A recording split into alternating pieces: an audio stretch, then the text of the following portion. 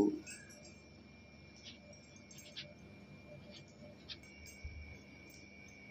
आज wife husband kitchen रे छोट छोट कुनु कुनु आलू ताकू भजा हब मसला आलू मसला छोट छोट कुनु कुनु साइज रे थाए।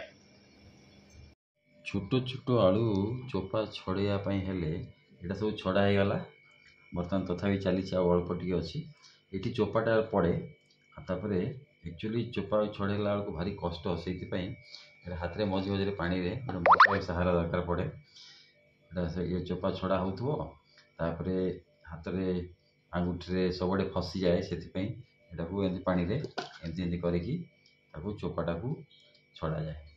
ये हूँ आलू चोपा छड़ा होपर आलू चोपा छड़ा हो सारापर कड़ी को रोसे घर को जीवा से कषा आलू टिके तेल देकी सोरिष दिगला हल्दी पड़ो अल्प टिके हल्दी दबा हल्दी परे नाली लंका टिके दबा अल्प टिके जीरा गुंड दबा अल्प टिके धनिया गुंड दबा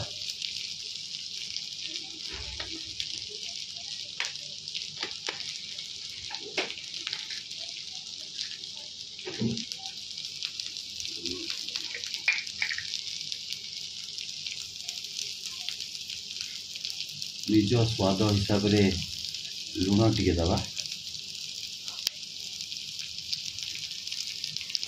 दे सारा सबुआड़े मिसई दबा। यहाँ हूँ